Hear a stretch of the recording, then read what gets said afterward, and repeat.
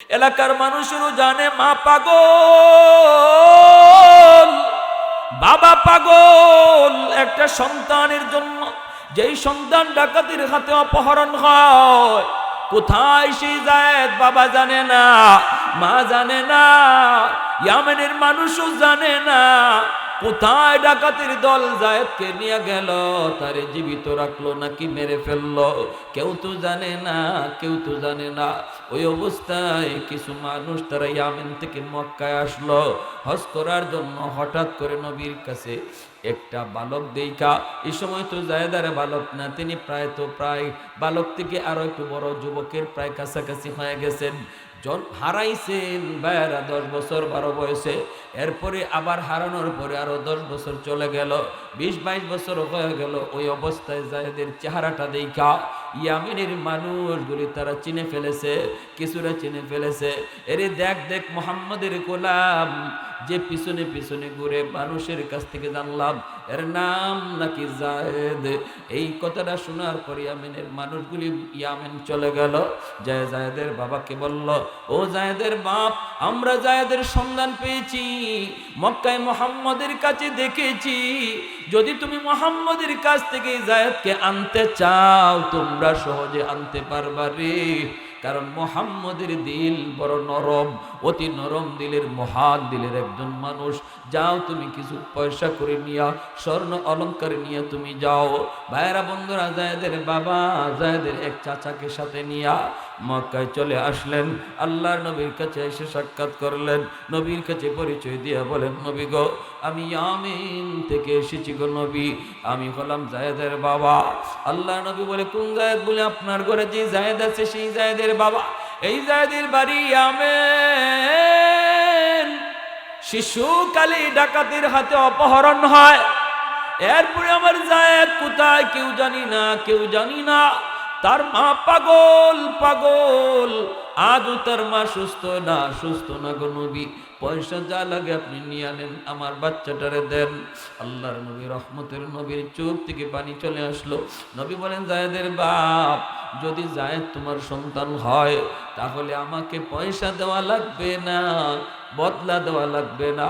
যদি আমার যায়েদ যেতে চায়, আমি মুহাম্মদ খুশি মনে যায়েদকে বিদায় দিব, কারণ আমি মুহাম্মদ ইয়েতিম, জন্মের আগেই বাবা হারাইছি। বাবার আদর কেমন, আব্বু ডাকের ভিতরে কত মজা, আমি নবী তা জানি না রে। অতএব যাও, যায়েদ যদি বাপ মার কাছে যেতে চায় আমার কোনো বাধা নাই। নবী ডাক দিলেন যায়েদ। পাশের রুম থেকে যায়েদ ইবনে হারেসা তিনি আসলেন, আইসে তিনি দেখি চিনে ফেলেছেন বাবারে, দেখেই চিনে ফেলেছেন চাচাকে। নবী বলেন, যায়েদ তুমি কি চিনছ? যায়েদ ইবনে হারেসা বলে, নবী গো চিনছি, ইনি আমার আব্বা, ইনি আমার চাচা। এই বইলা দৌড় দিয়ে গিয়া বাবা সন্তানকে বুকে জড়ায় নেয়, চুমু খায়, গালে চুমু খায়, অশ্রু জোরে সন্তান কাঁদে, বাবাও কান্দে। হারানো সন্তান পা ফিরে পাওয়ার পর একই অনুভূতিটা হয় শুধু ওই বাপ মা জানে, পৃথিবীর আর কেউ জানে না রে গোলাম। সন্তান যদি হারায় যায় এর ব্যথাটা কেমন, হারানো মা জানে, হারানো বাবা জানে, আর কেউ জানে না। আল্লাহ নবী রহমতের নবী মনে খুব খুশি, যাক আমার যায়েদ বাবারে পাইছে, মারে খুঁজে পাইছে। হ্যাঁ, আমার যায়েদ তার বাবারে পাইছে, মারে খুঁজে পাইছে। নবীর মনেও খুশি। আল্লাহ নবী কয়, যায়েদ তোমার মা তোমার তালাশে তালাশে পাগল হয়ে গেছে রে বাবা, যাও তুমি মায়ের কাছে যাও, বাবা আসছে তোমাকে নেওয়ার জন্য, তুমি চলে যাও। যেই মাত্র নবী বলতেছে যায়েদ তুমি চলে যাও, যায়েদ তো নড়ে না চড়ে না, একটা কদমও সামনে দেয় না, যেখানে দাঁড়ানো সেখানে দাঁড়ায় আছে, মাথাটা নিচের দিকে দিয়ে আছে। ওই অবস্থা আল্লাহর নবী কয়, যায়েদ তুমি কি তোমার বাপ মার কাছে যেতে চাও না? যদি তুমি যেতে চাও আমি নবী কোনো বদলা তোমার বাবার কাছ থেকে নেব না, খুশি মনে তোমাকে বিদায় দেব। আর যদি আমি নবীর সাথে তুমি থাকতে চাও আমি খুশি মনে আমার কুলে তুলে নিব। সিদ্ধান্ত চলে আসলো যায়েদ ইবনে হারেসার কাছে, বাপ মার কাছে যাবে নাকি নবীর কাছে থাকবে? এইবার জায়েদ মাথার নিচের দিকে দিয়ে টপ টপ করে চোখ থেকে অশ্রু ঝরে আর কান্দে আর কই, মায়ার নবী গো, এতদিন যাবত আমি বাপ মা থেকে বহু দূরে, কিন্তু আপনার কাছে আসার পর আমার যে বাবা নাই, আমার যে মা নাই, এই কথা আমি ভুইলা গেছি। কারণ বাবার আদর, মায়ের আদর যা আছে গো নবী, আমি পুরাটাই আপনার কাছে পাইছি। আমার যে বাবা নাই, মা নাই, আমি কখনো আমার মনে পড়ে না, মনে হয় না মানুষের ভিতরে যে এত দরদ, এত মায়া, এত মহব্বত, নবী গো আপনার কাছে না আসলে আমি বুঝতাম না। ডাকাতদের হাতে থাকা অবস্থায় আমি মনে করতাম মানুষের চেয়ে জঘন্য আর কেউ নাই, হায়ওয়ানের চেয়েও মানুষ বেশি নিকৃষ্ট। কিন্তু নবী গো আপনার কাছে আসার পর আমি বুঝলাম মানুষ ফেরেশতার চেয়েও অনেক ভালো। ওগো নবীজি, আমি সিদ্ধান্ত নিয়েছি আমি আমার বাকি জীবন আপনার কদম জড়ায়া থাকতে চাই। এই কথা বলতেই জায়েদের বাবা দৌড় দিয়া ইয়া জায়েদের বুকে জড়ায়া কয়, বাবা তুই কি কইলি রে? তোর মা তোর জন্য পাগল। কি কইলি বাবা? মায়ের কাছে বুঝি যাবি না? কই বাবা তুমি বিশ্বাস করো বাবা, তুমি কি তোমার সন্তানের শান্তি চাও না, আরাম চাও না? আল্লাহ পাকের দরবারে হাজারো কোটি শুকর যে রব্বুল আলামিন বড় দয়া করে, মায়া করে, মেহেরবানি করে দুনিয়ার সমস্ত সুগলাত, পেরেশানি আর ব্যস্ততা থেকে মুক্ত করে শুধুমাত্র কেবলমাত্র আল্লাহ এবং আল্লাহর রাসূলের মহব্বত অন্তরে নিয়ে কোরআন হাদিসের মাহফিলে আসার বসার, কিছু দ্বীনি নসিহত শোনার তৌফিক দিয়েছেন। এজন্য শুকরিয়াতান বলি আলহামদুলিল্লাহ। মাহফিলে আসলে বসলে লাভ আছে নি না নাই ভাই? লাভ আছে। হুমুল জালিসুল্লাহ ইয়াশকা জালিসুহুম, এটা এমন এক বরকতি মজলিস, এখানে যেই বসবে আল্লাহ কাউকে নিরাশ করবেন না। আল্লাহর কাছে ফেরেশতারা যায় বলে, আল্লাহ আমরা তোমার ওই বান্দাদের পাহারাদার ছিলাম। দুনিয়ার মিছিল মিটিংয়ের পাহারাদারি করে র্যাব পুলিশ, আর কোরআন হাদিসের আলোচনা যেখানে হয় এই জায়গার পাহারাদারি করেন রহমতের ফেরেশতারা। মাহফিল শেষ হবে, আপনারা মুনাজাত দিয়ে বাড়ি যাবেন, ফেরেশতারাও যাবেন। আল্লাহ জিজ্ঞেস করবেন কোথায় ছিলাম? বলবে আল্লাহ আমরা ওই যে চৌফল দণ্ডিতে তোমার কোরআন হাদিসের আলোচনা হচ্ছিল, তোমার গুণগান হচ্ছিল, আমরা ওই বরকতি মজলিসের পাহারাদার ছিলাম।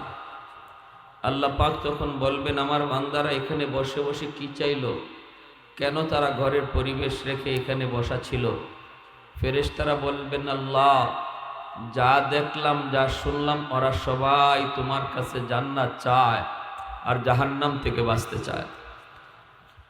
আল্লাহ পাক আবার জিজ্ঞেস করেন আমার বান্দারা যে জান্নাত চায়, এই কষ্ট করে বসে বসে এরা কি জান্নাতের আরাম আয়েশ দেখছে? দেখে কি ওরা পাগল হইছে? ফেরেশতারা কয় না মালিক, ওরা জান্নাতের আরাম আয়েশ কিছুই দেখে নাই। আবার আল্লাহ বলবেন এরা কি জাহান্নাম দেখছে, জাহান্নামের শাস্তি দেখছে, যে এরা জাহান্নাম থেকে বাঁচতে চায়? বলে না, তাও দেখে নেই। তখন আল্লাহ বলেন তাহলে তোমরা ফেরেশতারা সাক্ষী থাকো, আমার যে সকল বান্দারা আমার জান্নাতের আরাম আয়েশও দেখলো না অথচ জান্নাত চাইল, তোমাদের সাক্ষী রেখে বলছি আমার ওই সকল বান্দাদের জন্য আমি আল্লাহ জান্নাতের ফয়সালা দিয়ে দিলাম। ফেরেশতারা তখন বলেন আল্লাহ সবাইরে মাফ করে দিছেন? বল হ্যাঁ সবাইকে। বলে আল্লাহ সবাইকে কেমনে মাফ করলেন? এখানে দুই একজন এমনও ছিল যে ওয়াজ শোনার নিয়তে আসে নাই, তার উদ্দেশ্য হলো বাড়িতে যাওয়া, উদ্দেশ্য হলো আত্মীয়র বাড়িতে যাওয়া, উদ্দেশ্য হলো বাজারে যাওয়া, উদ্দেশ্য হলো অন্য কোথাও যাওয়া। মাঝখানে রাস্তায় ওয়াজ, এই মাহফিল দেখে সে বসে গেছে, হয় মাহফিলটা একটু শুনে যাই, দেখে হুজুর কি বলে। তার মাহফিলে আসার উদ্দেশ্য ছিল না। আল্লাহ তুমি কি তারও মাফ করে দিয়েছ? আল্লাহ তখন বলেন হুমুল জালিসুল্লাহ ইয়াশকা জালিসুহুম, এটা এমন এক বরকতি মজলিস, এই মজলিসে আমার যে বান্দাই বসবে আমি আল্লাহ তারই মাফ করে দেব। সুবহানাল্লাহ। তাহলে আমাদের লাভ আসেনি না নাই? আর যদি আমি তওবার নিয়তে বসতে পারি, তওবার নিয়তে বসি, তাহলে আল্লাহ পাক বসার আগে আমার নাম ছিল গুনাহগারের তালিকায়, আর তওবার নিয়তে যদি বসি আর বয়ান শুনি, আমার নাম মুহূর্তের ভিতরে আল্লাহ উঠাইয়া দিবে আল্লাহর ওলির তালিকায়। তওবার দ্বারা বান্দা আল্লাহর ওলি হয়ে যায়। আত-তাইবু মিনাজ যামবি কামান লা যামবা লা। মায়ার নবী, রহমতের নবী বলেন, তওবাকারীর তওবা আল্লাহ এমনভাবে মাফ করে, আমল নামায় গুনার কোনো চিহ্নই রাখেন না।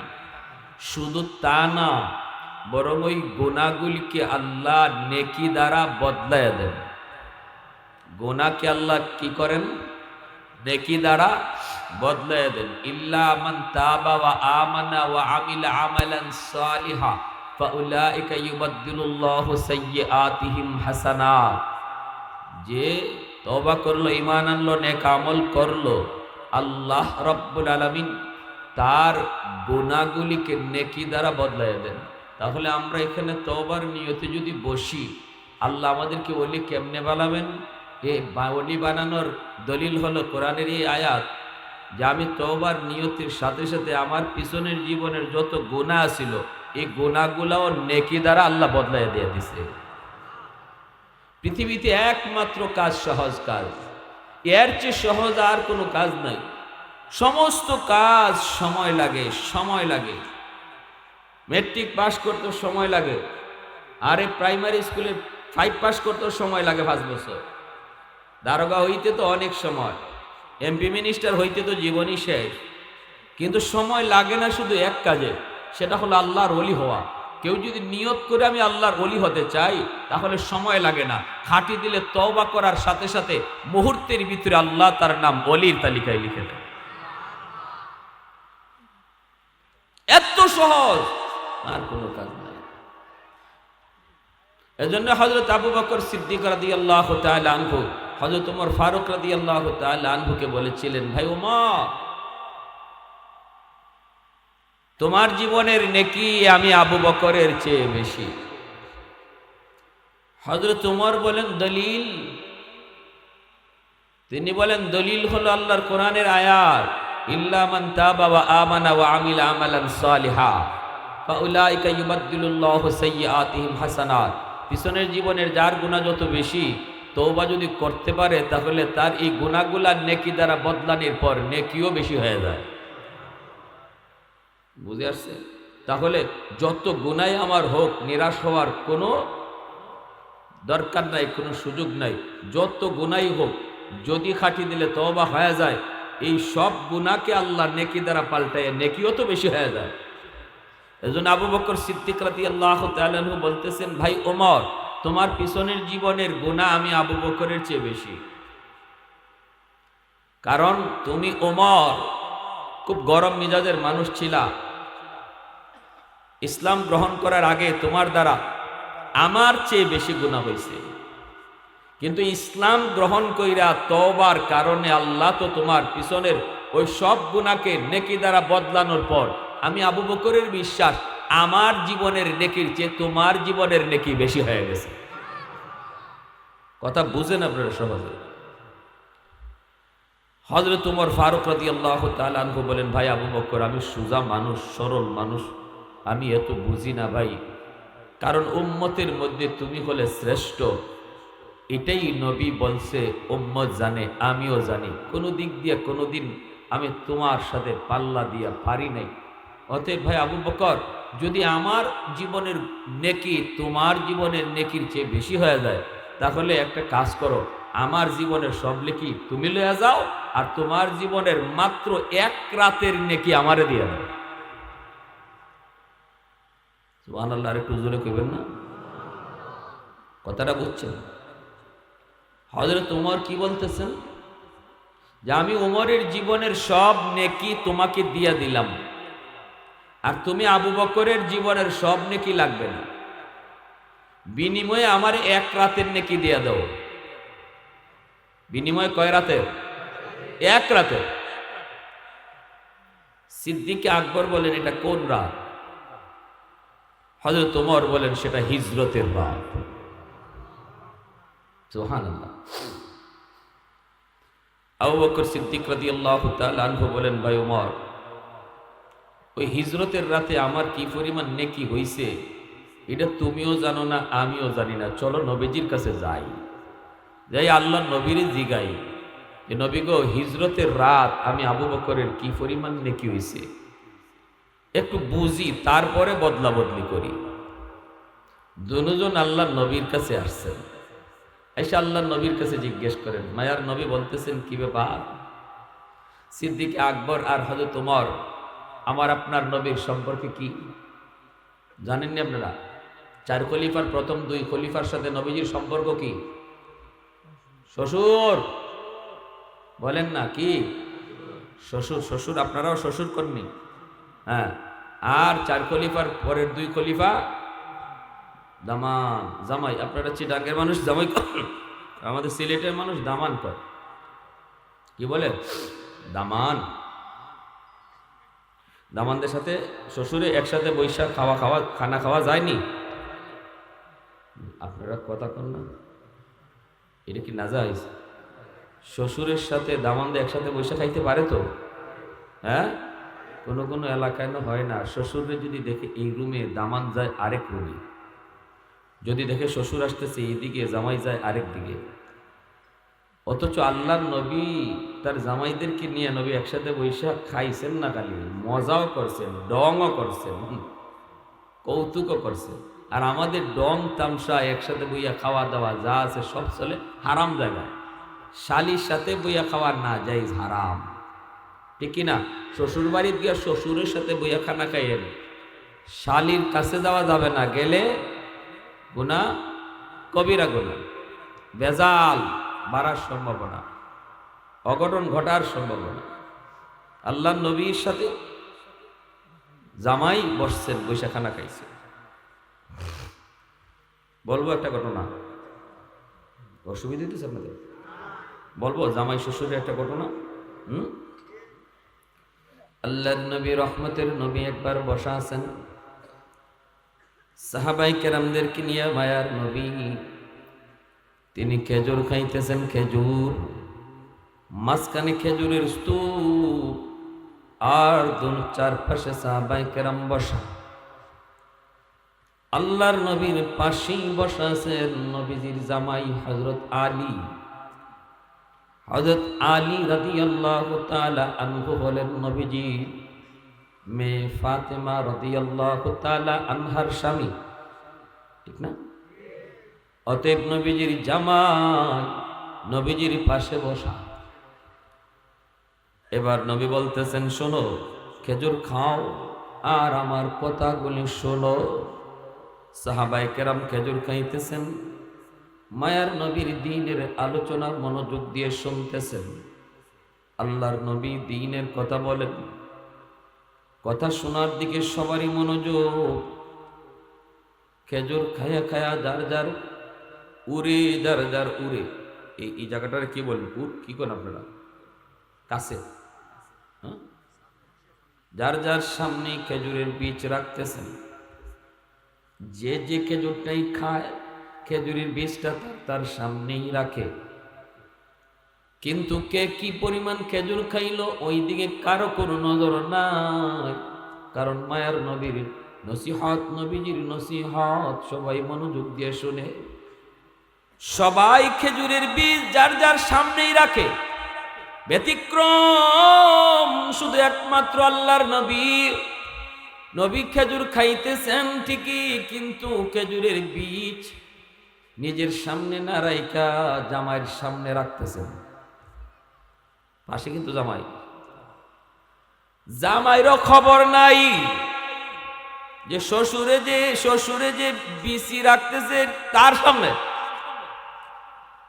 কারণ সবাই তো আল্লাহ নবীর কথা শুনতেছেন, বিচি কে কোথায় রাখলো এটা কার নজর, এটা কেন খেয়াল রাখবে? নবীজির নসিহত শেষ, খেজুরের স্তূপও শেষ।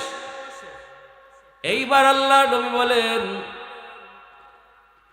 আমরা তো দ্বীনের কথাবার্তাগুলি শুনলাম, আমিও বললাম, তোমরাও মনোযোগ দিয়ে তোমরা শুনলে। এবার একটু বোঝা দরকার, এইবার একটু জানা প্রয়োজন, কে কি পরিমাণ খেজুর খাইল, কে কি পরিমাণ খেজুর খাইল। সাহাবায়ে কেরাম বলে, ইয়া রাসূলুল্লাহ, এটা কেমনে বুঝবো গো নবী? খেজুর তো চলে গেছে যার যার পেটে। নবী কয়, না, যার যার সামনে বিচি দেখলে বোঝা যাবে কে কি পরিমাণ খাইছে। বুঝছেন কেমনে পেঁচটা আসতেছে?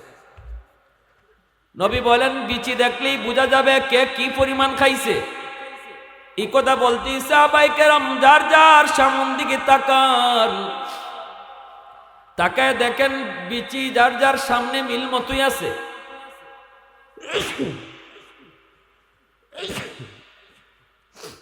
কিন্তু যেই মাত্র নজর আলীর দিকে গেল, সবার চোখ বড় বড় হয়ে গেছে। ঘটনা কি? আমরা খাইলাম খেজুর একটা কইরা, আর আলীর সামনে এত বড় বিচির স্তূপ, মনে হয় আলী খাইছে 2টা কইরা। নাইলে এত বিচি হবে কেন? হযরত আলী নিজেও সামনের দিকে তাকান, তাকে তিনি অবাক হয়ে গেলেন। ঘটনা কি? আমি তো এত খেজুর খাই নাই। সবাই তো বড় বড় চোখে আলীর দিকে তাকাইতেছে, আর মনে মনে বলতেছে, ওরে বাপরে বাপ, আলী যে এত বড় খাদক, আলী যে এত বড় খাদক, এটা তো আগে জানি না। আলী যে এত বড় খাউরা, এটা তো আগে জানি না। তাহলে আলী তো সাংঘাতিক মানুষ। সবাই তো আলীর দিকে তাকাইছেন। আর হযরত আলী রাদিয়াল্লাহু তাআলা শরম পেয়ে গেছেন না? 5 জন বইলাম এক কেন, আর আপনি যদি 3 জন খানা একাই খান, আপনার দিকে সবাই তাকাইলে শরম লাগবে না আপনার? হযরত আলী তো শরমও পড়ে গেছেন। ঘটনা কি? সবাই আমার দিকে এইভাবে বড় বড় চোখে তাকায়, নিজেও তাকাইছেন, তাকে এখন চাইবই তো আমি অত খেজুর কখন খাইলাম, আমি এত খেজুর খাইলাম কখন? হঠাৎ করে নজর গেছে শ্বশুরের দিকে হযরত আলীর।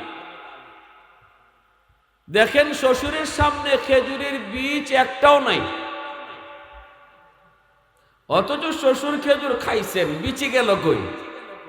হযরত আলী রাদিয়াল্লাহু তাআলা বুঝতে কোনো অসুবিধা নাই।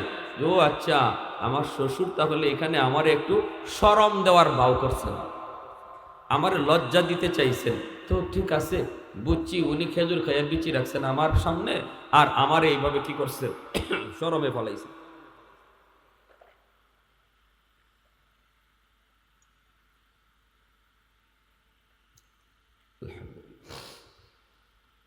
হযরত আলী রাদিয়াল্লাহু তাআলা তখন কি জবাবটা দিয়েছিলেন শুনবেন?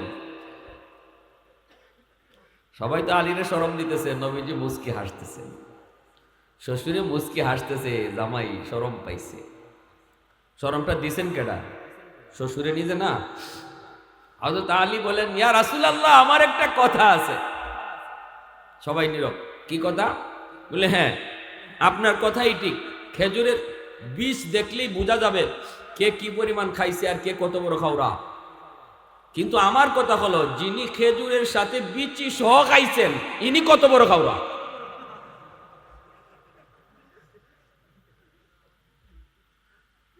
আমাদের মাঝে তো এমন একজন আছেন যার সামনে কোনো বীজ নাই, তাহলে বোঝা গেল ইনি খেজুরও খাইছেন, বিচিও খাইছেন।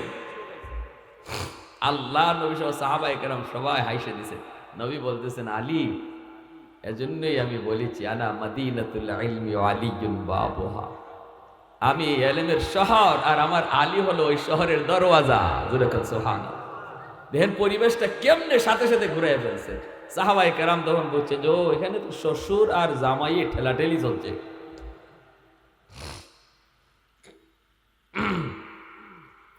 তো যে কথা বলতেছিলাম, হযরত ওমর আর হযরত আলী দুজন আল্লাহর নবীর কাছে গেছেন। দুজনই, হযরত ওমর আর হযরত আবু বকর দুজন নবীজির কাছে গেছেন। দুজন হলেন নবীজির শ্বশুর। যাওয়ার পরে আবু বকর সিদ্দিক বলেন, ইয়া রাসূলুল্লাহ, আমরা একটা বিশাল মামলা নিয়ে আসছি, একটা সমস্যা। বলে, কি সমস্যা? হলো আবু বকর বলতেছেন যে, আমি উমরের জীবনের নেকি তার জীবনের নেকির থেকে বেশি। এখন আমি গো নবী, অত কিছু বুঝি না, উনি কোরআনে আয়াত দিয়ে দলিল দেয়। আমি বলছি, কি বলছি এটা আপনি আবু বকরের মুখ থেকে শুনেন। নবী বলতেছেন, আবু বকর কি বলছে উমরের? বলে ইয়া রাসূলুল্লাহ, ওমর বলতেছে তার জীবনের নেকি আমাকে দিয়ে দিবে আর আমি আমার এক রাতের নেকি তারে দিয়ে দিব। এখন পাল্টাপাল্টি করতে চাই, আমি যে আমার নবীজি বলেন এটা কোন রাত? সিদ্দিক আকবর বলেন ইয়া রাসূলুল্লাহ, এটা হিজরতের রাত, যেই রাতে আমি আপনার সাথে ছিলাম, যেই হিজরতের রাতে আমি আপনার সাথে ছিলাম। এমনি মায়ার নবী বলতেছেন, আবু বকর তুমি বদলাবা কি বদলাবা না জানি না, জীবনের নেকি তুমি পাল্টাবা কি পাল্টাবা না জানি না, এই ব্যাপারে সিদ্ধান্ত আমি দেব না, তোমরা পরস্পর সিদ্ধান্ত নিবা। কিন্তু আবু বকর যেটা জানতে চেয়েছো, ওই রাতে তোমার নেকি কি পরিমাণ সেটা আমি বলে দেই, এরপরে তুমি পাল্টাবা কি পাল্টাবা না, বদলাবা কি বদলাবা না, সেটা তোমাদের ব্যাপার। আমি নবীর কোনো কথা চলে না, আমি কোনো সিদ্ধান্ত দেব না।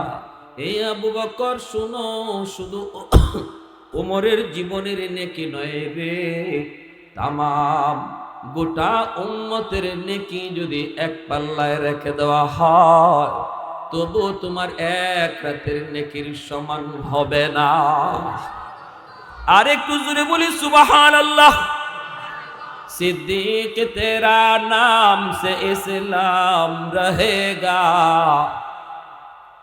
सिद्दीक तेरा नाम से इस्लाम रहेगा, दुनिया की सदाकत में तेरा नाम रहेगा, दुनिया की सदाकत में तेरा नाम रहेगा, फारूक तेरा नाम से इस्लाम रहेगा, दुनिया की अदालत में तेरा नाम रहेगा, उस्मान तेरा नाम से इस्लाम रहेगा, दुनिया की सखावत में तेरा नाम रहेगा, हैदर तेरा नाम से इस्लाम रहेगा, दुनिया की शजाअत में तेरा नाम रहेगा, मुआविया तेरा नाम से इस्लाम रहेगा,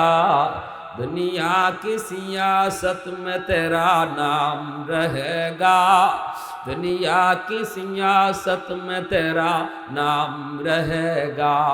একটু জোরে কোন আল্লাহু আকবার। আবু বকর সিদ্দিক বলে, রে ভাই উমর,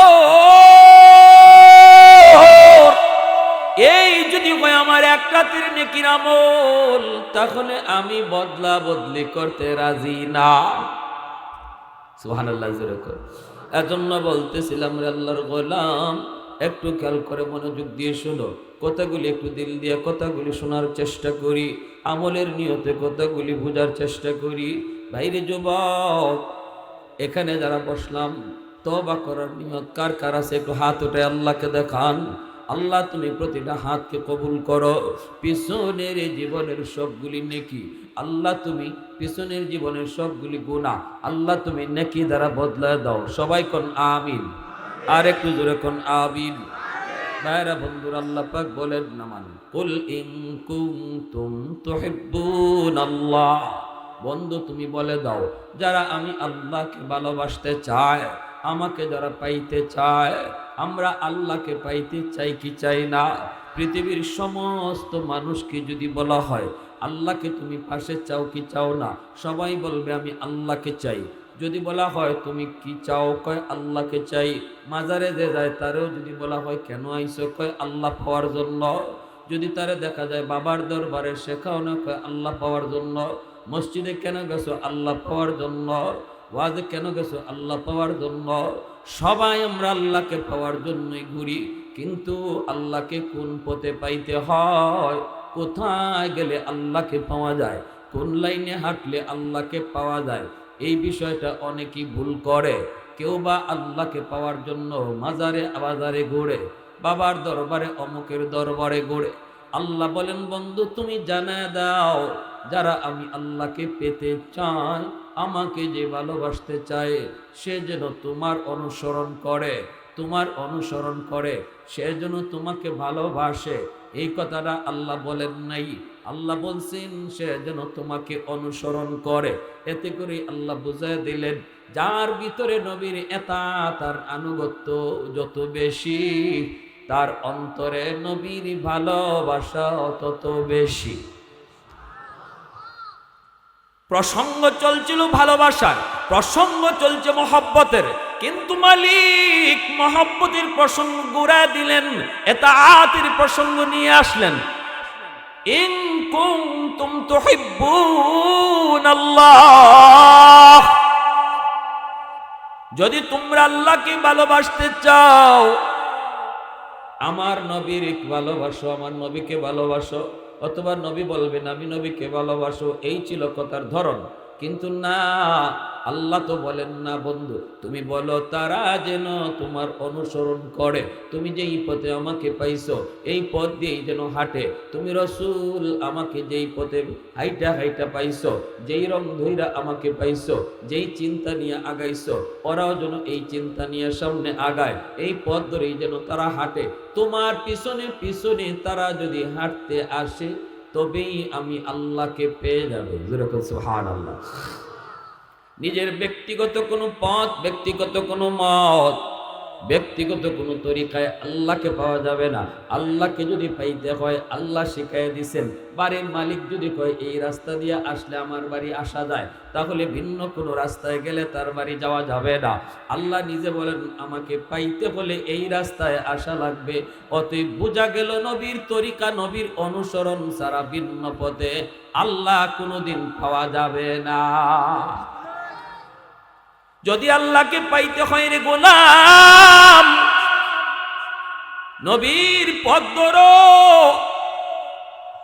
নবীর পথ ধরো। আল্লাহকে আমাদের পাওয়া দরকার, আল্লাহকে আমাদের কাছে আনা দরকার।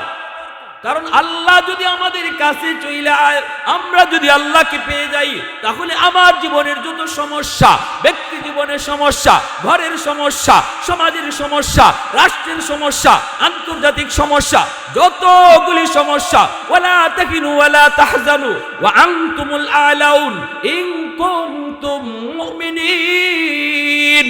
আল্লাহ বলে ভয় নাই, টেনশন নাই, কোনো চিন্তা নাই। তোমার জীবনের যত সমস্যা, সবগুলি সমস্যার সমাধান করবেন আল্লাহ, যদি তুমি আল্লাহকে পেয়ে যাও। আল্লাহু ওয়ালিয়ুল্লাযীনা আমানু। আল্লাহ বলে বান্দা আমি হলাম তোর ওলি, আমি হলাম তোর বন্ধু, আমি আল্লাহ হলাম তোর বন্ধু। এবার তুই আমার বন্ধু কিনা শুন, দেখ তোর ভিতরে এই গুণটা আছে কিনা।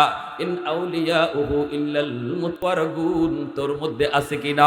যদি থাকে তাহলে তুইও আমার বন্ধু। যেরকম সুবহানাল্লাহ, আর একটু যেরকম সুবহানাল্লাহ। তাহলে আল্লাহকে যদি বন্ধু বানাতে চাই, আল্লাহকে যদি পাইতে চাই, তাহলে ভাইরা বন্ধুরা পাইলে লাভ কি? কই পাইলে লাভ হলো ঘরের অশান্তিও সেটা দেখবে আল্লাহ, সমাজের অশান্তিও দেখবে আল্লাহ, দুশমনের পক্ষ থেকে ভয় ভীতি,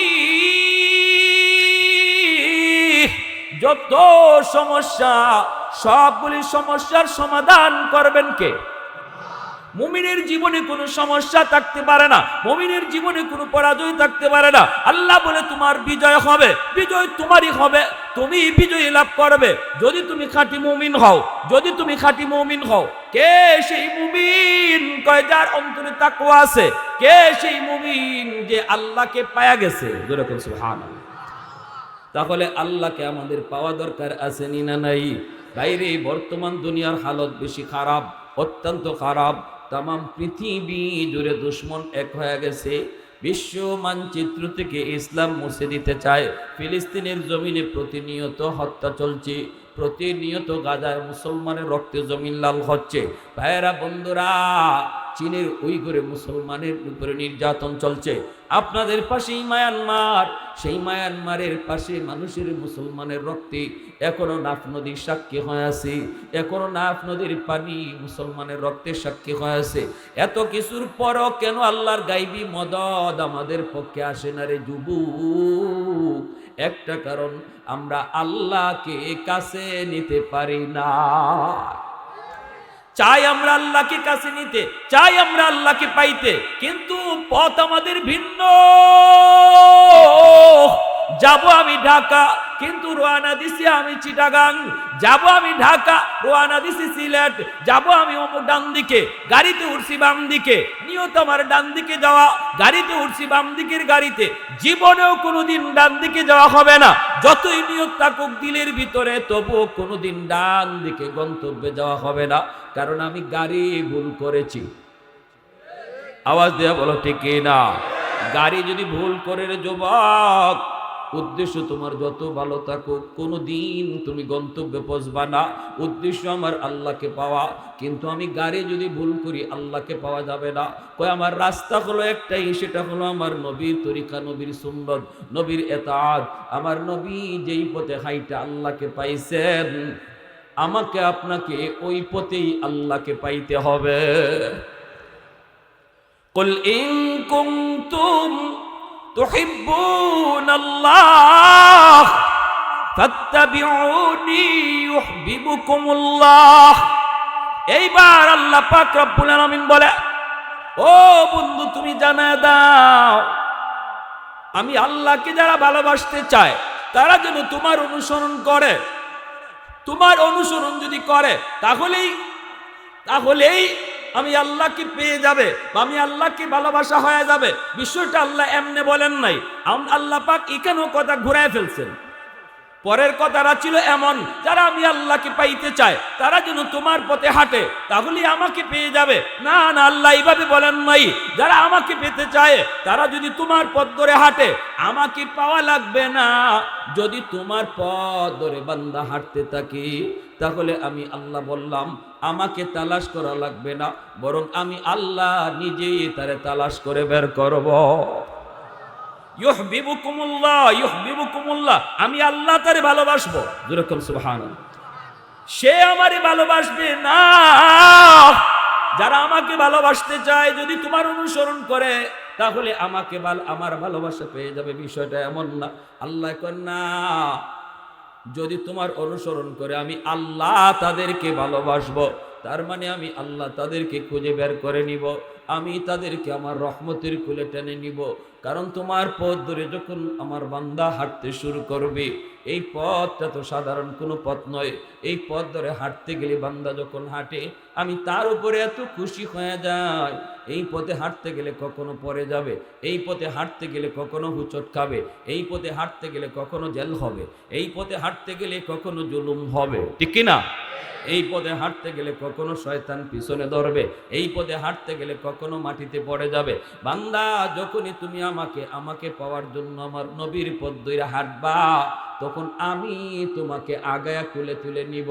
যেইভাবে দেখবেন ছোট্ট বাচ্চাটা যখন হাঁটা শিখে, মা বাবা সামন থেকে তারে ডাক দেয়, বাবা এই দিকে আসো, এই দিকে আসো, এই দিকে আসো, এই বলে কই এই যে আব্বু, এই যে আম্মু, একটু সামনে আগাও। ছেলেরে হাঁটা শিখাইতেছে, বাচ্চাটারে মা হাঁটা শিখাইতেছে। বাচ্চাটা এক কদম দুই কদম যেই দেয়, মা ভালো করে জানে বাচ্চাটা 2 কদমের বেশি পারবে না, 3 কদমের বেশি পারবে না। মা তখন দৌড় দিয়ে গিয়া, যখনই দেখে বাচ্চা পড়ে যায়, দৌড় দিয়ে গিয়া কুলি তুলায় কয়, এই যে আম্মুরে ধরে ফেলেছো। না না, আম্মুকে ধরে নাই, বরং আম্মু আইসা ধরছে, ঠিক না? আম্মু আইয়া ধরছে। আল্লাহ কই, বান্দা আমি আল্লাহকে পাওয়ার জন্য যখন আমার হাবিবের তরিকা দুইরা তুমি সামনে আগাও, আমি আল্লাহ তখন রহমতের কুল লইয়া তোমার কাছে আগায়া যাই, আমি তোমাকে কুলে তুলে নেই। আর ওই অবস্থায় যদি তুমি পড়ে যাও, যদি তোমার গায়ে কোনো ধুলাবালি লাগে, মা যেমন ধারা দিয়ে ধুলাবালি পুইসা দেয়, মা যেমন ধারা দিয়ে ধুলাবালিটা মুইসা দেয়, পরিষ্কার করে দেয়, আল্লাহ বলেন ওয়ায়াগফির লাকুম যুনুবাকুম। মহব্বতের প্রসঙ্গে কেন এখানে আবার গুনাহ মাফের কথা আসলো, আল্লাহ বুঝাইলেন। হাকিমুল উম্মত তানবী রাহমাতুল্লাহি আলাইহি এত সুন্দর মিসাল দিয়ে বুঝাইছেন। মা যেমন গায়ের ধুলাবালিগুলি মুইসা দিয়া সান্ত্বনা দেয়, আল্লাহ পাক কয়, বান্দারে আমার হাবিবের পথে চলতে যায় তোমার যেই সমস্ত ভুল ত্রুটি হয়ে গেছে, তোমার জীবনে যেই সমস্ত কিছু ময়লা লাগছে, মা যেমন ঝাড়া দিয়া ধুলা মুইসা দেয়, আমি আল্লাহ তোমার জীবনের গুনাহগুলি ঝাড়া দিয়া মুছে দেব। ওয়াগফির লাকুম যুনুবাকুম ওয়াল্লাহু গফুরুর রহিম। সাহাবায়ে কেরাম রাদিয়াল্লাহু তাআলা আনহুম এইভাবেই তাদের জীবন গড়ছেন। তারা দাঁড়ানো বুঝতেন না, হাঁটা বুঝতেন না, বসা বুঝতেন না। তারা এইভাবে ভাইয়েরা বন্ধুরা ঘুম বুঝতেন না, দিন বুঝতেন না, রাত বুঝতেন না। তারা একটাই শুধু বুঝতেন, আমার জীবনের বিকল নমুনা কেমনে নবীর মতো হয়ে যায়। আমার নামাজের কিবলা হবে খানায়ে কাবা, কিন্তু মুসলমানের জীবনের কিবলা হবে মুহাম্মাদুর রাসূলুল্লাহ সাল্লাল্লাহু আলাইহি ওয়াসাল্লাম। নামাজের কিবলা খানায়ে কাবা, জীবনের কিবলা হবে মুহাম্মাদুর রাসূলুল্লাহ। চুলটা তুমি কেমনে রাখবারে যুবক, নবীর মতো রাখো। চেহারাটা কেমনে ধরাইবা, নমুনা কেমনে নবীর মতো। পোশাকটা তোমার কেমনে নবীর মতো। যখনই তোমার অবিকল নমুনাটা আল্লাহ পাক নবীর রঙে দেখবে, তখনই আল্লাহ পাক তোমাকে সাধারণ বন্ধু বানায় নিবে। কারণ নবী হলেন আল্লাহর ঘনিষ্ঠ বন্ধু। এই ঘনিষ্ঠ বন্ধুর নমুনা আল্লাহ যার ভিতরে যত পায়, আল্লাহ তারে তত সাধারণ বন্ধু বানায়। ঠিক না? সাহাবায়ে কেরাম রাদিয়াল্লাহু তাআলা আনহুম আল্লাহ নবীর আদেশ পাইছেন এখানে যাইতে হবে। জীবন থাকবে কি যাবে এমন কোন পরোয়া ছিল না। দ্রুত সেখানে হাজির। মুতার যুদ্ধ মায়ার নবী বলেন, তিনজন সেনাপতির নাম আমি নবী ঘোষণা করলাম। এক নম্বর হলো যায়েদ ইবনে হারেসা, দুই নম্বর হলো জাফর ইবনে আবি তালিব, তিন নম্বর হলো আব্দুল্লাহ ইবনে রাওয়াহা। নবী বলেন, এই তিনজন সেনাপতির নাম আমি নবী ঘোষণা করলাম। আজকের যুদ্ধে নবী বলেন, আজকের যুদ্ধে দুশমন হলো 2 লক্ষ, কিন্তু আমার মুজাহিদ বাহিনী মাত্র 3000। 3000 সাহাবী যুদ্ধ করবেন 2 লক্ষ দুশমনের মোকাবেলায়। আল্লাহু আকবার জোরে বলেন, আর একটু জোরে করুন আল্লাহু আকবার। তাহলে বোঝা গেল মুসলমান অস্ত্র বলে জুড়ে না, শক্তি বলেও করে না। মুসলমানের মূল পাওয়ার হলো আল্লাহর গায়বী মদদ। আওয়াজ আসতে কেন ভাই, কথা বুঝেন না? আমাদের মূল অস্ত্র কি? আল্লাহর গায়বী সাহায্য, ঠিক কি না? আল্লাহর গায়বী সাহায্য যতদিন মুসলমানের সাথে ছিল, ততদিন মুসলমানের বিজয় হয়েছে। বিজয় ঠেকায় কেউ রাখতে পারে নাই। যেদিন থেকে আমরা আল্লাহকে নারাজ করে ফেলেছি, আমরা বিভিন্ন গোষ্ঠীর উম্মত হয়ে গেছি, বিভিন্ন জাতির উম্মত হয়ে গেছি। আমাদেরকে দেখলে আর নবীর উম্মত বোঝা যায় না। সেদিন থেকে আল্লাহ নারাজ হয়ে গেছে, আল্লাহ মুখ ফিরে এনেছে। এখন আর গায়বী সাহায্য আসে না, মাইর খাইতেছি। বদরের ময়দান থেকে ইবলিস পালায়। আবু জেহেল কয়, কই যাস? আমার যাই না, তুই যাস কোথায়? ইবলিস কয়, আমি যা দেখি তুই এটা দেখোস না। আমি যা দেখতেছি এটা তুই দেখো না। আমি যা দেখি এটা যদি তুই দেখতি, তাহলে তুইও ভাবতি। জিবরাইল আমিন ফেরেশতাদের কমান্ডার, 1000, 3000, 5000 পরম্পরায় আল্লাহ ফেরেশতা পাঠাইছেন বদরে। জিবরাইল নিজে ময়দানে ছিলেন কমান্ডার হয়ে। নবীজির আপন চাচা হযরত আব্বাস রাদিয়াল্লাহু তাআলা আনহু, ইনি বদরের যে নবীজির হাতে বন্দী। বদরের তো বাপ বেটার যুদ্ধ, বদরের আপন ভাই যুদ্ধ, বদরের যুদ্ধ আপন চাচা ভাতিজার যুদ্ধ। আমার নবী একদিকে, নবীর আপন চাচা হযরত আব্বাস রাদিয়াল্লাহু তাআলা আনহু, যিনি পরে কালেমা পড়ে মুসলমান হয়েছেন, নবীর বিরুদ্ধে ছিলেন, আবু জাহেলের পক্ষে ছিলেন। দুই ভাই, দুই দিকে 2 পতাকা নিয়ে দাঁড়ানো। একজন ইসলামের পক্ষের পতাকা, আর একজন পীরদের পক্ষের পতাকা। দুজন আপন, এক মায়ের গর্ভের সন্তান। আবু বকর সিদ্দিক রাদিয়াল্লাহু তাআলা আনহু বদরে নবীর পক্ষে, ওনার কলিজার টুকরা সন্তান আবু জাহেলের পক্ষে। কেমন যুদ্ধটা ছিল বদরের যুদ্ধ, হ্যাঁ? হযরত আব্বাস রাদিয়াল্লাহু তাআলা আনহু, ইনি যখন বন্দী করে নিয়ে আসতেন, ওনারা ধরে নিয়ে আসতেন হযরত আব্দুল্লাহ ইবনে মাসউদ রাদিয়াল্লাহু তাআলা আনহু। আব্দুল্লাহ ইবনে মাসউদ রাদিয়াল্লাহু তাআলা আনছেন, আর নবীকে নবীর চাচা বলতেছেন, ভাতিজা তোমারও কি বিশ্বাস হয় তোমার ওই সাহাবী আব্দুল্লাহ ইবনে মাসউদ আমারে বন্দী করে এনেছে? নবী বলেন, চাচা দেখতেছি তো তাই, কিন্তু বিশ্বাস তো হয় না। কারণ আপনার মতো চাচা, আপনারে আমি চিনি। আমার আব্দুল্লাহ আপনারে বন্দী করে লই আইব, আমারও তো বিশ্বাস করতে কষ্ট হইতেছে, কিন্তু দেখতেছি তো তাই। ঘটনা কি? তখনই চাচা বলতেছে, না ভাতিজা, আমারে আব্দুল্লাহ মূলত গ্রেপ্তার করে নাই। আব্দুল্লাহ একটা আব্দুল্লাহর পিছনে যে ছিল তারে তোমরা দেখো নাই, আমি দেখেছি। নবী বলেন সে কে? তখনই জিব্রাইল আমিন আবু জাহেলের কল্লার সামনে বৈশা বৈশা মুস্কি হাসতেছিলেন। ইমাম বুখারী রাহমাতুল্লাহি আলাইহি জিলদে সানি কিতাবুল মাগাজির মধ্যে এভাবে উল্লেখ করেছেন। ওই অবস্থায় তিনি বলতেছেন, ওই যে লোকটা উনি কে? উনি কে? মায়ার নবী বলেন, চাচা ইনি নূরের তৈরি ফেরেশতা জিব্রাইল আমিন। বলে উনি আমাকে মূল গ্রেফতারকারী। সুবহানাল্লাহ, জোরে কর। প্যারে হাজিরিনের জন্য আমরা সেই জাতি, আজ আমরা সেটা ভুলে গেছি। আমরা আজকে আসবাবের পিছনে দৌড়াইতেছি। আসবাব লাগবে, ফালাই দিতে বলি না, কিন্তু মূল বিষয় এটা নয়। মূল বিষয়টা ছিল আমাদের আল্লাহকে পাশে রাখা। আমার পাশে ভারত, আমেরিকা, রাশিয়া, চীন না লন্ডন, এটা বড় প্রশ্ন নয়। আমার সবচেয়ে বড় কথা ছিল আমার সাথে আমার আল্লাহ আসেনি না নাই। দেখো, প্রতিটা মুসলমান যখন এই চিন্তা করবে আল্লাহকে পাশে রাখো, তখনই আল্লাহ বলে, বান্দা তোর আর কিছু করা লাগবে না, মাত্র খালি দাঁড়ায় থাকবি, মারমু তো আমি। ওমা রামাইতা ইদ রামাইতা ওয়ালাকিন্নাল্লাহ রামা। আল্লাহকে বন্ধু, বদরে তুমি মারো নাই, মারছি আমি আল্লাহ। সুবহানাল্লাহ, জোরে কর। আল্লাহ তাই করতে। এজন্য যুবক, আল্লাহর নবী বলেন, তিনজন সেনাপতি ঘোষণা দিলাম।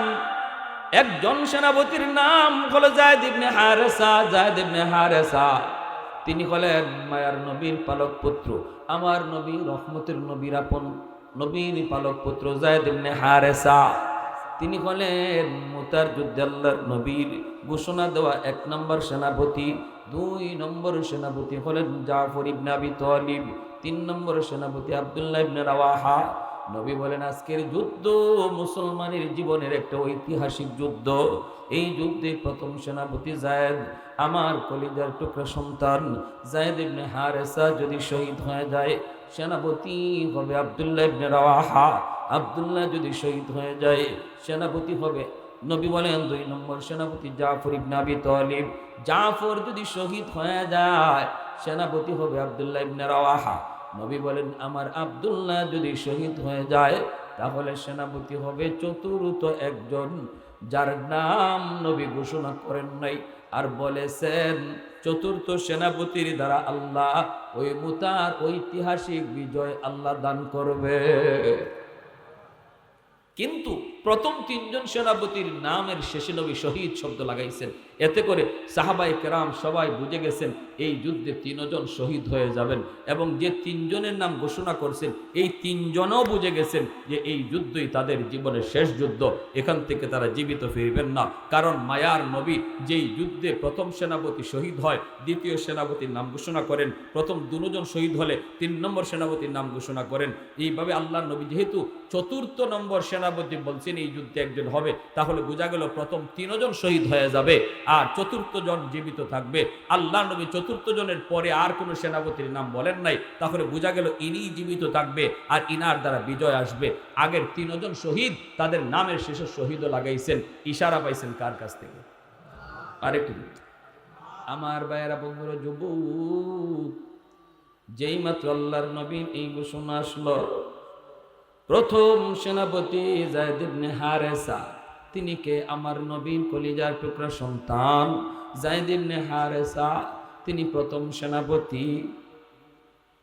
এ যুবক, খেয়াল করে শোনো, আজকের নেতাদের হালত। আজকে আমার দেশের নেতারা নিজের সন্তানদের লন্ডন, আমেরিকা, ইটালি পড়ায়, আর আমার আপনার পোলারে আমার। কিন্তু মায়ার নবী, দয়ার নবী, রহমতের নবী, এই ঐতিহাসিক মুতার যুদ্ধে নবী 1 নম্বর সেনাপতি বানাইছেন নিজের কলিজার টুকরা সন্তান যায়েদ ইবনে হারেসা।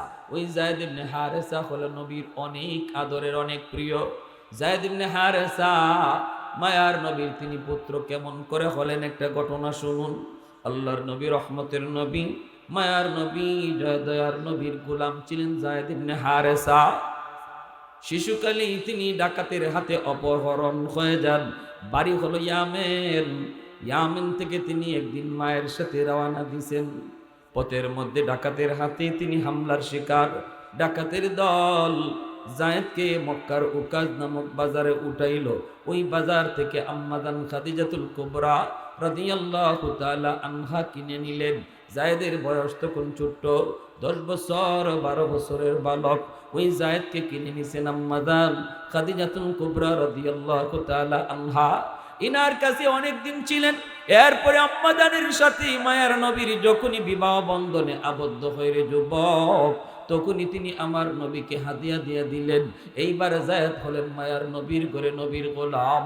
মক্কার মানুষগুলিও জানে জায়েদ হলো মুহাম্মদের গোলাম, কিন্তু মায়ার নবী এত আদর করেন, এত মায়া করেন, কোনো ধমক নাই, কোনো কিছু নাই, মারি নাই, ঝগড়া নাই, গালি নেই। এত মায়া নবীর কাছে তিনি পাইতেছেন। এইদিকে ইয়ামেন, তার মা, তার বাবা, জায়েদের মা বাবার একমাত্র সন্তান ছিল এই জায়েদ। সন্তানকে হারাইয়া মা পাগলের মতো রাস্তায় রাস্তায় ঘোরে, বাবাও শুধু জায়েদ জায়েদ কইরা কইরা রাস্তায় রাস্তায় ঘুরে, দেশ বিদেশে ঘোরে। এলাকার মানুষেরও জানে মা পাগল, বাবা পাগল একটা সন্তানের জন্য। যেই সন্তান ডাকাতের হাতে অপহরণ হয়, কোথায় সেই জায়েদ বাবা জানে না, মা জানে না, ইয়ামেনের মানুষও জানে না কোথায় ডাকাতের দল জায়েদকে নিয়ে গেল, তারে জীবিত রাখলো নাকি মেরে ফেললো, কেউ তো জানে না, কেউ তো জানে না। ওই অবস্থায় কিছু মানুষ তারা ইয়ামেন থেকে মক্কায় আসলো হজ করার জন্য। হঠাৎ করে নবীর কাছে একটা বালক দেখা, এই সময় তো জায়েদার বালক না, তিনি প্রায় বালক থেকে আরো একটু বড় যুবকের প্রায় কাছাকাছি হয়ে গেছেন। হারাইছেন ভাইয়ারা 10 বছর 12 বয়সে। এরপরে আবার হারানোর পরে আরো 10 বছর চলে গেল, 20-22 বছর হয়ে গেল। ওই অবস্থায় জায়েদের চেহারাটা দেখা ইয়ামেনের মানুষগুলি তারা চিনে ফেলেছে, কিছুরা চিনে ফেলেছে। এরে দেখ দেখ মুহাম্মদের গোলাম যে পিছনে পিছনে ঘুরে, মানুষের কাছ থেকে জানলাম এর নাম নাকি জায়েদ। এই কথাটা শোনার পর ইয়ামেনের মানুষগুলি ইয়ামেন চলে গেল। জায়েদের বাবাকে বলল, ও জায়েদের বাপ, আমরা জায়েদের সন্ধান পেয়েছি, মক্কায় মুহাম্মদের কাছে দেখেছি। যদি তুমি মুহাম্মদের কাছ থেকে জায়েদকে আনতে চাও, তোমরা সহজে আনতে পারবা রে, কারণ মুহাম্মদের দিল বড় নরম, অতি নরম দিলের, মহান দিলের একজন মানুষ। যাও তুমি কিছু পয়সা করে নিয়া, স্বর্ণ অলংকার নিয়ে তুমি যাও। ভাইরা বন্ধুরা, জায়েদের বাবা জায়েদের এক চাচাকে সাথে নিয়া মক্কায় চলে আসলেন। আল্লাহর নবীর কাছে এসে সাক্ষাৎ করলেন, নবীর কাছে পরিচয় দিয়ে বলেন, নবী গো, আমি ইয়ামেন থেকে এসেছি গো নবী, আমি হলাম জায়েদের বাবা। আল্লাহ নবী বলে, কোন জায়েদ? বলে, আপনার ঘরে যে জায়েদ আছে সেই জায়েদের বাবা। এই জায়েদের বাড়ি ইয়ামেন। শিশুকালে ডাকাতের হাতে অপহরণ হয়। এরপরে আমার জায়েদ কোথায় কেউ জানি না, কেউ জানি না। তার মা পাগল, আজও তার মা সুস্থ না গো নবী, পয়সা যা লাগে আপনি নিয়ে আনেন, আমার বাচ্চাটারে দেন। আল্লাহর নবী রহমতের নবীর চোখ থেকে পানি চলে আসলো। নবী বলেন, জায়েদের বাপ, যদি জায়েদ তোমার সন্তান হয়, তাহলে আমাকে পয়সা দেওয়া লাগবে না, বদলা দেওয়া লাগবে না। যদি আমার জায়েদ যেতে চায়, আমি মুহাম্মদ খুশি মনে জায়েদকে বিদায় দিব, কারণ আমি মুহাম্মদ ইয়েতিম, জন্মের আগেই বাবা হারাইছি। বাবার আদর কেমন, আব্বু ডাকের ভিতরে কত মজা, আমি নবী তা জানি না রে। অতএব যাও, জায়েদ যদি বাপমার কাছে যেতে চায়, আমার কোনো বাধা নাই। নবী ডাক দিলেন, জায়েদ। পাশের রুম থেকে জায়েদ ইবনে হারেসা তিনি আসলেন। আইসে তিনি কি চিনে ফেলেছেন বাবারে, দেখেই চিনে ফেলেছেন চাচাকে। নবী বলেন, জায়েদ তুমি কি চিনছ? জায়েদ ইবনে হারেসা বলে, নবী গো, চিনছি, ইনি আমার আব্বা, ইনি আমার চাচা। এই বইলা দৌড় দিয়ে গিয়া বাবা সন্তানকে বুকে জড়ায় নেয়, চুমু খায়, গালে চুমু খায়, অশ্রু জোরে সন্তান কাঁদে, বাবাও কান্দে। হারানো সন্তান ফিরে পাওয়ার পর একই অনুভূতিটা হয়, শুধু ওই বাপ মা জানে, পৃথিবীর আর কেউ জানে না রে গোলাম। সন্তান যদি হারায় যায়, এর ব্যথাটা কেমন, হারানো মা জানে, হারানো বাবা জানে, আর কেউ জানে না। আল্লাহ নবী রহমতের নবী মনে খুব খুশি, যাক আমার জায়েদ বাবারে পাইছে, মারে খুঁজে পাইছে। হ্যাঁ, আমার জায়েদ তার বাবারে পাইছে, মারে খুঁজে পাইছে। নবীর মনেও খুশি।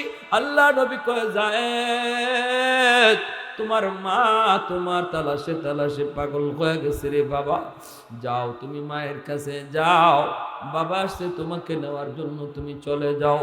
যেই মাত্র নবী বলতেছে জায়েদ তুমি চলে যাও, জায়েদ তো নড়ে না চড়ে না, একটা কদমও সামনে দেয় না, যেখানে দাঁড়ানো সেখানে দাঁড়ায় আছে, মাথাটা নিচের দিকে দিয়ে আছে। ওই অবস্থা আল্লাহর নবী কই, জায়েদ তুমি কি তোমার বাপ মার কাছে যেতে চাও না? যদি তুমি যেতে চাও, আমি নবী কোনো বদলা তোমার বাবার কাছ থেকে নেব না, খুশি মনে তোমাকে বিদায় দেব। আর যদি আমি নবীর সাথে তুমি থাকতে চাও, আমি খুশি মনে আমার কুলে তুলে নিব। সিদ্ধান্ত চলে আসলো যায়েদ ইবনে হারেসার কাছে, বাপ্পার কাছে যাবে নাকি নবীর কাছে থাকবে। এইবার যায়েদ মাথার নিচের দিকে দিয়ে টপ টপ করে চোখ থেকে অশ্রু ঝরে আর কান্দে আর কই, মায়ার নবী গো, এতদিন যাবত আমি বাপ মা থেকে বহু দূরে, কিন্তু আপনার কাছে আসার পর আমার যে বাবা নাই, আমার যে মা নাই, এই কথা আমি ভুলে গেছি। কারণ বাবার আদর মায়ের আদর যা আছে গো নবী, আমি পুরাটাই আপনার কাছে পাইছি। আমার যে বাবা নাই মা নাই, আমি কখনো আমার মনে পড়ে না, মনে হয় না মানুষের ভিতরে যে এত দরদ, এত মায়া, এত মহব্বত, নবী গো আপনার কাছে না আসলে আমি বুঝতাম না। ডাকাতদের হাতে থাকা অবস্থায় আমি মনে করতাম মানুষের চেয়ে জঘন্য আর কেউ নাই, হায়ওয়ানের চেয়েও মানুষ বেশি নিকৃষ্ট। কিন্তু নবী গো আপনার কাছে আসার পর আমি বুঝলাম মানুষ ফেরেশতার চেয়েও অনেক ভালো। ওগো নবীজি, আমি সিদ্ধান্ত নিয়েছি আমি আমার বাকি জীবন আপনার কদম জড়ায়া থাকতে চাই। এই কথা বলতেই যায়েদের বাবা দৌড় দিয়া ইয়া যায়েদের বুকে জড়ায় কয়, বাবা তুই কি কইলি রে? তোর মা তোর জন্য পাগল। কি কইলি বাবা? মায়ের কাছে বুঝি যাবি না? কই বাবা তুমি বিশ্বাস করো বাবা, তুমি কি তোমার সন্তানের শান্তি চাও না, আরাম চাও না? বাবা তুমি বলো না, আমি ছেলে হইয়া কেমনে বাপ মাথায় কেন নবীর কাছে থাকতে চাই, বাপ মা চাইরা নবীর কাছে থাকতে চাই। কেমন মায়াটা পাইছি। তখনই বাবাও বুঝে ফেলেছে সন্তানের কপালে চুমু খায়, সন্তানের কপালে চুমু খায় আর বলে, বাজান রে আমার বুঝতে বাকি নাই, মায়ার নবীর দরবারে তুমি কত আরামে আছো, কত শান্তিতে আছো। ঠিক আছে বাবা, আমি বাবাও মেনে নিলাম, আজ থেকে তুমি নবীর দরবারেই থাকো। আমরা মা বাবা মাঝে মাঝে ইয়ামেন থেকে তোমাকে এসে দেখে যাব। এই যায়েদ ইবনে হারেসা মুতার যুদ্ধের 1 নম্বর সেনাপতি। আল্লাহ নবী কই, যায়েদ যাও বিদায় নিয়ে আসো।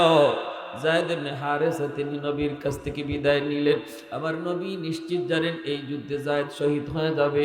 এরপরেও নবীজি বিদায় দিতেছেন আর বলতেছেন, যায়েদ তোমার সন্তান উসামার কাছ থেকে বিদায় নিয়ে যাও।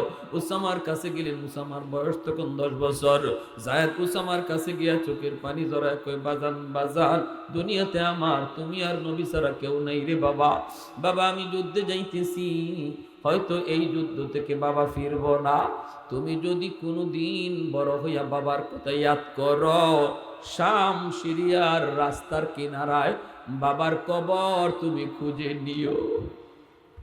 সাহাবায়ে কেরাম নিজেদের কবর বানাইছেন চীনে, আফ্রিকায়, পৃথিবীর দেশ দেশান্তরে যার যার কবর বানায় নিয়েছেন। 1.5 লক্ষ সাহাবায়ে কেরাম মদিনায়, আমার নবী মক্কায় সেই বিদায় হজের বাসনে ছিলেন, কিন্তু কবর মক্কা মদিনায় পাওয়া যায় মাত্র 10,000। 1 লক্ষর উপরে সাহাবী নিজের কবর নিজের গ্রামে নিজের এলাকায় বিবি বাচ্চার কাছে বানাইতে পারেন নাই রে। সন্তান সন্ততি সব রাইখা কবর বানাইছেন। পরিবারের কাছ থেকে বিদায়। আমার নবীও জানেন শেষ বিদায়, জাফর নিজেও জানে শেষ বিদায়, মদিনার সাহাবীরাও জানে শেষ বিদায়। গেলেন ঘরে, যায় দেখেন বিবি কোরআন তিলাওয়াত করে, পাশেই ছোট্ট 2টা বালক 4 বছর 6 বছরের 2টা ছেলে আছিল জাফর ইবনে আবি তালিবে। মা কোরআন তেলাওয়াত করে আর 2 ভাই মায়ের পাশে বসে বসে কোরআন তেলাওয়াত শুনতেছে। মা যদি কোরআন তেলাওয়াত করে, বেশি বেশি কোরআন তেলাওয়াত করে, সন্তান শুধু কোরআন তেলাওয়াত শিখে তা না, বরং হাফিজে কোরআন হয়। মা যদি সন্তান পেটে রাইখা বেশি বেশি কোরআন তেলাওয়াত করে, সন্তান কোরআনের হাফেজ হয়। মা সন্তান পেটে লইয়া যদি বেশি বেশি গান শুনে, সন্তান বড় হওয়ার পর গানের মাস্টার হয়। মা যদি সন্তান পেটে নিয়ে পর্দার ভিতরে চলে, সন্তান মেধাবী হয়, জ্ঞানী হয়, জেহনি হয়। আর মা সন্তান পেটে নিয়ে যদি বেপরদায় চলে, সন্তান গবী হয়, সন্তান মেধা বিকাশ ঘটে না, প্রতিবন্ধী হয়, বোকা হয়, বোকা। এজন্য মায়েরা মনে রাখবা, সন্তান তুমি কেমন চাও, এই নির্ভরতা, এই বিষয়টা নির্ভর করে বাপ মার উপর, বেশিরভাগ নির্ভর করে মায়ের উপর। কারণ সন্তান মাকে বেশি টাইম পায়। গর্ভে ছিল তাও মায়ের সাথে, দুধ খাইছে তাও মায়ের সাথে, ঠিক না? দুধ পান করানোর বয়স মায়ের সাথে, গর্ভে ছিল তাও মায়ের সাথে, এরপর একটু বড় হয়েছে তাও মাকেই বেশি দেখে, বাবা বেশি টাইম ঘরের বাইরে থাকে। এজন্য মার আসর সন্তানের উপরে বেশি পড়ে। আর নবী বলেন, আলমার আতু রায়াতুন আলা বাইতি যাওজিহা ওয়া ওয়ালাদিহি। নবী বলেন, প্রতিটা মহিলাকে আল্লাহ পাক স্বামীর ঘরের হেফাজতের ব্যাপারে জিজ্ঞেস করবে, আর জিজ্ঞেস করবে সন্তানের ব্যাপারে। সন্তানকে তুমি কি শিখাইছো, সন্তানকে তুমি কি দেখাইছো? মা গো, তুমি দুধ পান করানোর সময় যদি কোরআন তেলাওয়াত করো, দুধের সাথে তেলাওয়াত যায় ঢুকবে। আর দুধ পান করানোর সময় যদি নাটক সিনেমা দেখো, দুধের সাথে গান বাজনাও যায় ঢুকবে। ঠিক না? এজন্য ভাইয়েরা বন্ধুরা, জাফর ইবনে আবি তালিব বিবি সাহেব কোরআন তেলাওয়াত করে, 2টা বাচ্চা কোরআন তেলাওয়াত শুনে, ওই অবস্থায় তিনি ঘরের ভিতরে যায় ঢুকলেন। ঢুকেই বিবিকে বলতেছেন, বিবি গো, কোরআন তেলাওয়াত একটু বন্ধ করো গো। যুদ্ধের ময়দানে আজ আমি 2 নম্বর সেনাপতি, নবী ঘোষণা দিয়েছেন, বিদায় দাও। সাথে সাথে 2টা বাচ্চা বাবারে জড়ায় ধরছে। জাফর ইবনে আবি তালিবের বিবি কয়, স্বামী গো, যুদ্ধের ময়দানে যাবেন, অসুবিধা নাই, আমার বাধা নাই। তবে আমি মায়ের নবীর জবানে শুনেছি, যুদ্ধে যাবার আগে মোনাজাত করলে আল্লাহর দরবারে মোনাজাত কবুল হয়। আপনি মোনাজাত করবেন না, মোনাজাত করব আমি। আপনি শুধু আমার সাথে আমিন আমিন বলবেন। এমনি জাফর ইবনে আবি তালিবের বিবি তিনি হাত উঠাই দিয়েছেন, জাফরের বিবি হাত উঠাইছেন, জাফর তিনিও হাত উঠাইছেন। ছোট 2টা বাচ্চা, তারাও বাপ মার সাথে হাত বাড়ায় দিছে। মাঝে মাঝে ঘরে বাচ্চাদেরকে নিয়ে মোনাজাত করবেন, বিবির নিয়ে মোনাজাত করবেন। বাচ্চাদের হাতের দোয়া আল্লাহর কাছে কবুল হয়, মহিলাদের দোয়া পুরুষের আগে আল্লাহর দরবারে কবুল হয়। সুবহানাল্লাহ কোন। ভাইয়েরা বন্ধুরা, মোনাজাত উঠাইছেন, 1 নাম্বার দোয়া, আল্লাহ আজকের যুদ্ধ। জাফর বলেন আমিন। 2 নম্বর দোয়া করছেন, আল্লাহ আজকের মুসলমানদের সাহস বাড়ায় দিও। জাফর বলেন আমিন। দুটোটা দোয়া কবুল, কারণ ইনি যুদ্ধে যাওয়ার আগে দোয়া কবুল, আমিন কইতেছেন কবুল। 3 নম্বর দোয়াটাই বিবি করতেছে, আল্লাহ আজকের যুদ্ধে আমার স্বামীরে তুমি গাজী বানাইয়া ফেরত দিও, কারণ আমার 2টা অবুঝ বাচ্চা। আল্লাহ তুমি আমার বাচ্চাগুলার মুখের দিকে তাকাইয়া আমার বাচ্চাগুলিরে এতিম বানায়ো না। আল্লাহ আমার স্বামীরে তুমি জীবিত পৌঁছায় দিও। এই কথাটা বলতেই জাফর হাতটা আস্তে করে ছেড়ে দিলেন, আমিন বললেন না। হাতটা ছেড়ে দিয়া তলোয়ারের বাট দিয়া বিবির হাতটারে আস্তে করে নামায়া বলতেছেন, বিবি গো, তোমার 3টা দোয়া আর 2টা দোয়া আল্লাহর কাছে কবুল হবে, কিন্তু 3 নাম্বার দোয়া কবুল হবে না। কারণ বিবি গো, আমি তোমার কাছে বলতে চাই নাই, কিন্তু তুমি বলতে বাধ্য করলা। আজকের যুদ্ধে আমি 2 নম্বর সেনাপতি, আমার পরে নবী আরেকজন সেনাপতির নাম ঘোষণা করেছে। আমার নামের শেষে নবী শহীদ শব্দ লাগাইছেন। এতে করে শুধু আমি না, মদিনার সমস্ত মুজাহিদরা জানে এই যুদ্ধে আমি শহীদ হয়ে যাব, জীবিত আসব না। বাচ্চাগুলি বাবারে জড়ায় কান্দে, বাবার বাচ্চাগুলির কপালে চুমু খায়। এই মহিলা তিনি বিদায় নিয়ে গেলেন। জীবনের শেষ বিদায় আর বললেন, বিবি গো আমার বাচ্চাগুলিরে তুমি তোমার কাছে আমানত রেখে গেলাম, দেখে শুনে রাখো, কিয়ামতের ময়দানে জান্নাতে, আল্লাহর তৈরি জান্নাতে দেখা হবে। 3 নম্বর সেনাপতি আব্দুল্লাহ ইবনে রাওয়াহা মাত্র বিয়ে করেছেন, এখনো নতুন বিবির চেহারা দেখেন নাই। ওই অবস্থায় খবর, নবী তোমারে মসজিদে নববীতে ডাকেন। দৌড় দিয়া মসজিদে নববীতে চলে আসলেন। মানুষেরা কয়ে, আব্দুল্লাহ মাত্র আগদোটা কইছে, বিবিরে দেখে যাও একটা নজর, নিজের স্ত্রীরে দেখে যাও। আব্দুল্লাহ কয়, না, আমার স্ত্রীর চেহারা দেখার আগে আমার নবীর চেহারা দেখা আমার উপরে জরুরি, কারণ আমার স্ত্রীর চেহারার চেয়ে আমার নবীর চেহারা আমার কাছে হাজার হাজার গুণ দামি। দৌড়ে মসজিদে নববীতে চলে আসলেন। আইসাই শুনেন আজকের যুদ্ধের 3 নম্বর সেনাপতি উনি। নবী বলতেছেন, আব্দুল্লাহ যাও, যে বিদায় নিয়ে আসো। উনার পরে আরেকজন সেনাপতি, তার মানে আব্দুল্লাহ নিজেও শহীদ হয়ে যাবেন, এই যুদ্ধ থেকে তিনিও ফিরবেন না। দৌড় দিয়া বাড়িতে গেলেন, যুদ্ধের পোশাক পইরা, ঘোড়ার পিঠে সওয়ার হইয়া ডাক দিয়া বলতেছেন, বিবি গো, ও বিবি বিদায় দাও, বিদায় দাও, যুদ্ধে যাইতেছি, নবী আমাকে সেনাপতি বানাইছেন। আন্দরের ভিতর থেকে বিবি ডাক দেয়া কয়, প্রাণের স্বামী গো, মায়ার নবী যুদ্ধে পাঠাইতেছেন, আমার কোনো বাধা নাই, কিন্তু আমার একটা ছোট্ট আবদার গো স্বামী, একটা বারের জন্য ঘোড়ার পিঠ থেকে তুমি নামো, নাইমে আমার ঘরে আসো, আমি এক নজর তোমার চেহারাটা দেখতে চাই, যেন কিয়ামতের ময়দানে আমি আমার স্বামীরে দেখলেই চিনতে পারি। আব্দুল্লাহ ইবনে রাওয়াহা ঘোড়ার পিঠ থেকে কয়, না গো বিবি, না, আমারে তুমি দেখো না, আমিও তোমারে দেখব না, কারণ শুনেছি তুমি অনেক সুন্দরী, যদি তোমার মায়াবী চেহারা আমি দেখি, যুদ্ধের ময়দানে হয়তো তোমার চেহারা আমার চোখের সামনে ভেসে উঠতে পারে, তখন আমার যুদ্ধ করতে ব্যাঘাত ঘটবে। না গো বিবি, আমি তোমাকে দেখলাম না, চিনলাম না, তুমিও আমাকে দেখলা না, চিনলা না, চলে গেলাম, তবে মনে রাখো স্বামী আর ফেরত আসবে না। এই যুদ্ধই তার জীবনের শেষ যুদ্ধ। আল্লাহর তৈরি জান্নাতে আল্লাহ তোমার আমার পরিচয় আল্লাহ নিজে করায় দিব। কৌনাইন মুখতার খোদা তুমকো বানায়া, কৌনাইন মুখতার খোদা তুমকো বানায়া, उम्मत का निगाहबान खुदा तुमको बनाया, उम्मत का निगाहबान खुदा तुमको बनाया, मौला मेरा आका मेरा रहमत की नबी है, तजदार मदीना है तो माहे अरबी है, तजदार मदीना है तो माहे अरबी है, अशजार ने देते हैं नबूवत के शहादत, तशकीक कमर में है तो अंगुल की इशारात, तशकीक कमर में है तो अंगुल की इशारात। একটু জোরে সোরে কন্যা আল্লাহু আকবার। মুসলমানের আওয়াজে আল্লাহু আকবার।